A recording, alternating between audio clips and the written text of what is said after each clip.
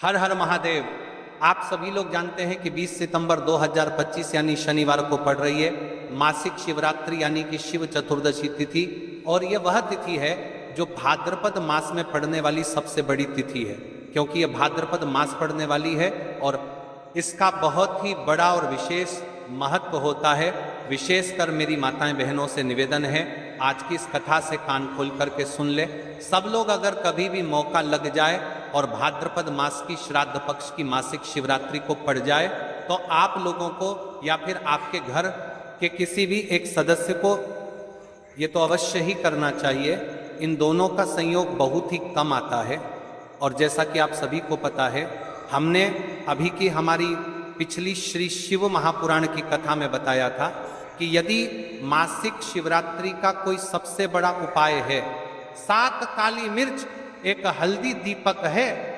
विशेषकर मेरी माता बहनों को पता है, देखिए ऐसे मौके बहुत मुश्किल से मिलते हैं, इसलिए आपको इस दिन ये 7 काली मिर्च एक हल्दी दीपक वाला उपाय तो अवश्य ही कर लेना है। मेरी कई सारी माताएं बहनें हैं जिन्होंने आज तक इस उपाय को ना किया हो, मतलब इस उपाय को सुना तो होगा कि 7 काली मिर्च एक हल्दी दीपक, लेकिन आज तक उन्होंने इस उपाय को किया ही ना हो। तो देखिए इस दिन आपके पास एक आखिरी मौका होगा इस उपाय को करने का। पूरा वर्ष निकल गया फिर भी अपने इस उपाय को नहीं किया, तो आपसे विशेषकर निवेदन है इस उपाय को आपको या फिर आपके घर के किसी भी एक सदस्य को अवश्य करना चाहिए। इस उपाय को करने के पश्चात आपको वह फल मिलेगा जिसकी कभी आपने कल्पना ही ना करी होगी, क्योंकि स्वयं भगवान आपको इस उपाय का फल देंगे। यह मौका हाथ से जाने ना दे। इस उपाय को आज हम आपको बहुत अच्छे तरीके से समझाने वाले हैं। इस वीडियो को देखने के बाद, इस कथा को देखने के बाद आपको कोई और कथा देखने की आवश्यकता नहीं पड़ेगी।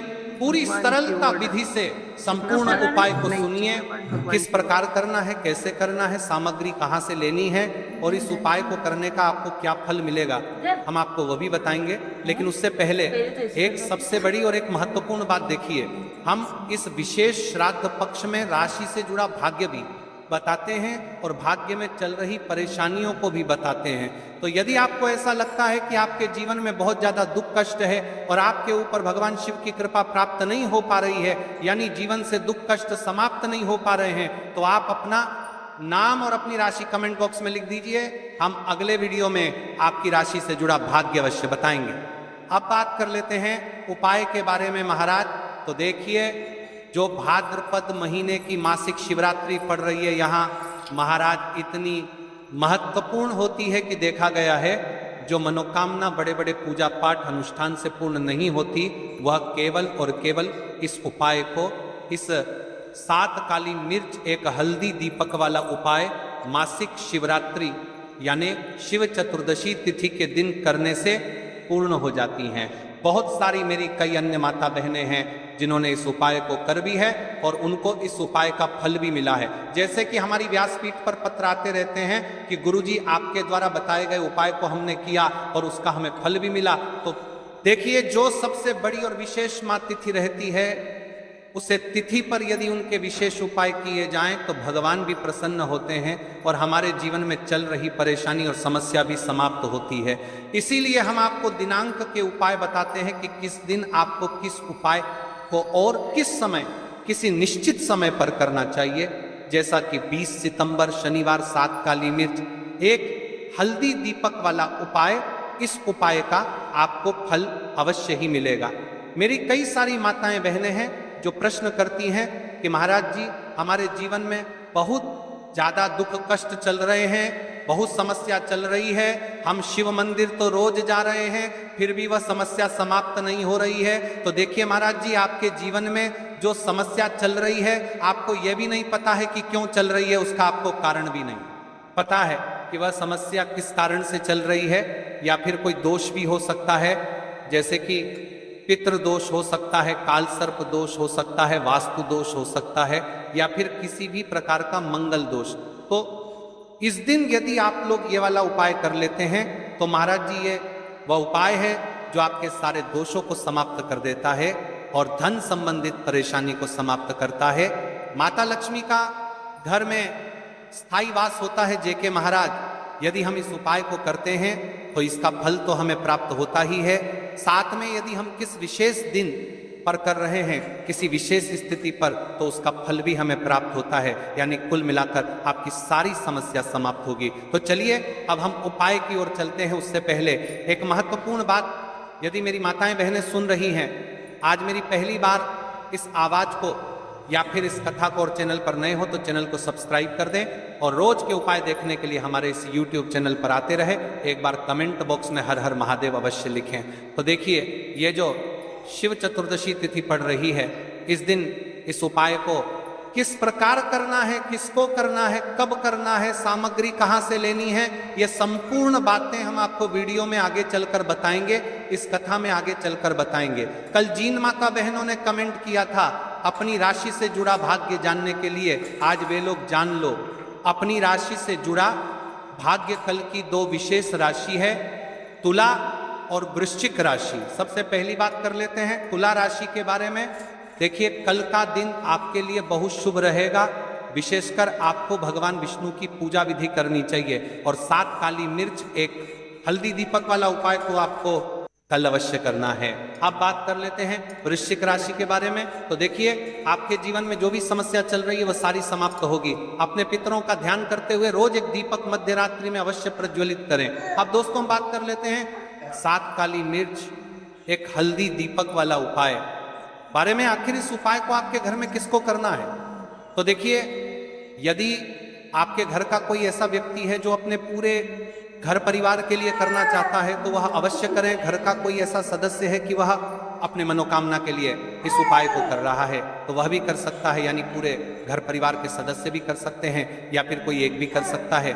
ठीक है, 7 काली मिर्च एक हल्दी दीपक से संपन्न होता है और महादेव की असीम कृपा आप पर बरस पड़ेगी। देखिए महाराज जी, अब हम आपको बताने वाले हैं कि आपको उपाय के सामग्री किस प्रकार लेनी है, कैसी लेनी है, कहाँ से लेनी है और उपाय को करने का सबसे उत्तम समय क्या है, उपाय को करने का आपको क्या फल प्राप्त होगा। तो वीडियो को बीच बीच में से इस कितना करें। ठीक है, काली मिर्च जो एक छोटा सा दाना है उसमें अग्नि और वायु तत्व की शक्ति विद्यमान मानी जाती है। जब इसे भगवान शंकर पर अर्पित किया जाता है तो ये सारी नकारात्मक ऊर्जा को दूर कर देता है और भक्त के जीवन में सकारात्मकता का संचार करता है। तो ये सबसे पहले बात कर लेते हैं काली मिर्च के बारे में। आपको केवल 7 दाने काली मिर्च के लेने हैं। ये दाने टूटे फूटे या पुराने नहीं होने चाहिए। घर में अगर बहुत पुराने दाने रखे हुए हैं या जो मंदिर में वर्षों से पड़े हैं उनका प्रयोग नहीं करना, केवल ताजी और शुद्ध काली मिर्च लेनी है। अब आती है बात दीपक की।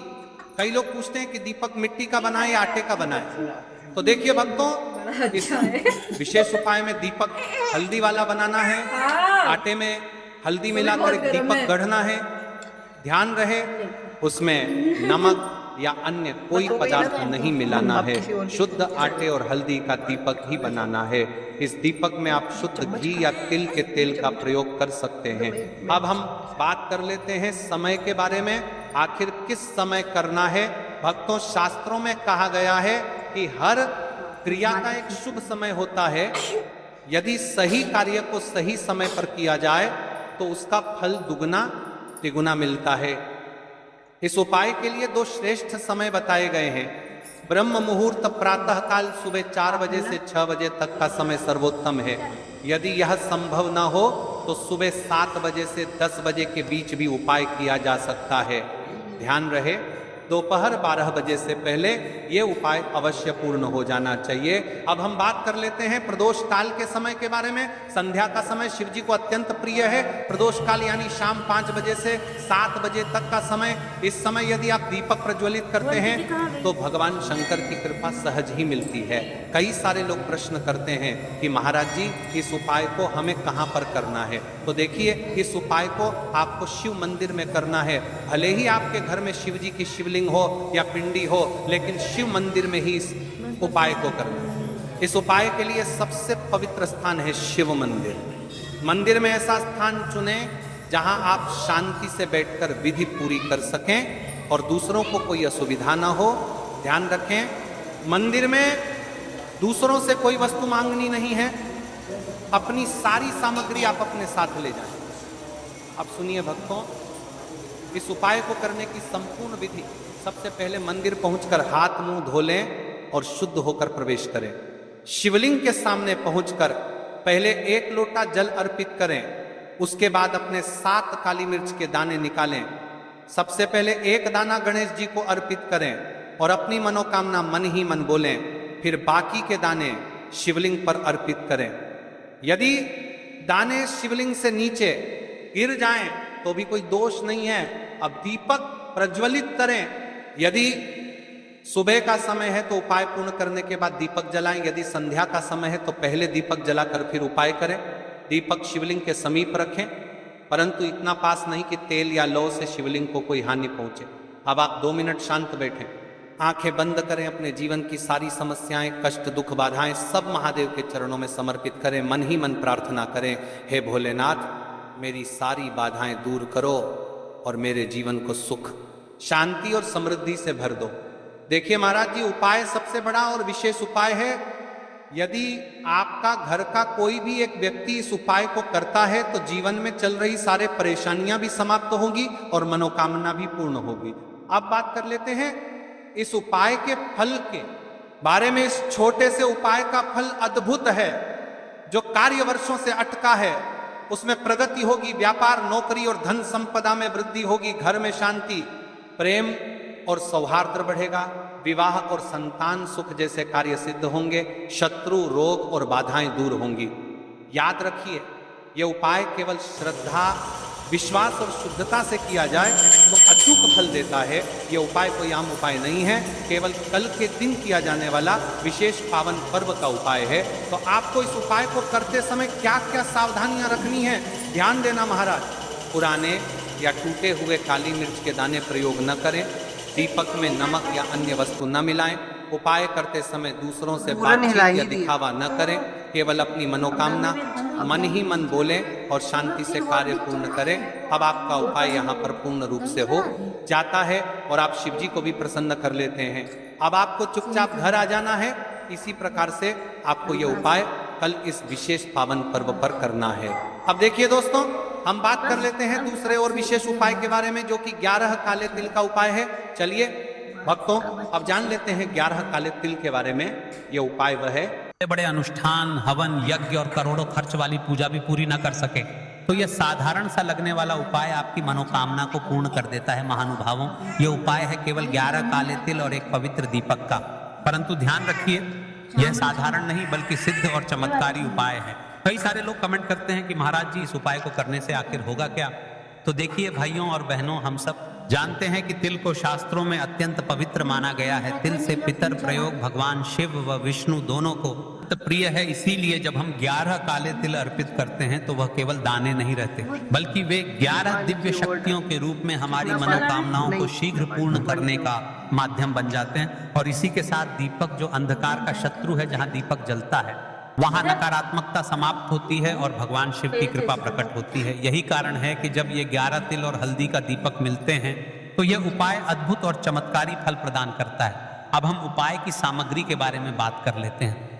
देखिए, आपको 11 काले तिल आखिर कहाँ से लेना है, कैसे लेना है और शिव मंदिर में इस उपाय को किस समय करना है, यानी कि कौन सा उत्तम समय है, तो आपको इस उपाय को जानने के लिए अंतिम तक बने रहना है। तृप्त होते हैं, तिल से दोष दूर होते हैं और तिल का हम आपको एक एक करके सारे सामग्री के बारे में बताएं। ठीक है, ध्यान पूर्वक सुनिए, क्योंकि सामग्री की शुद्धता से ही उपाय की सफलता जुड़ी है। 11 काले तिल के दाने टूटे फूटे न हों, पुराने न हों, और जो तिल घर में कई सालों से रखे हैं उनका प्रयोग बिल्कुल न करें।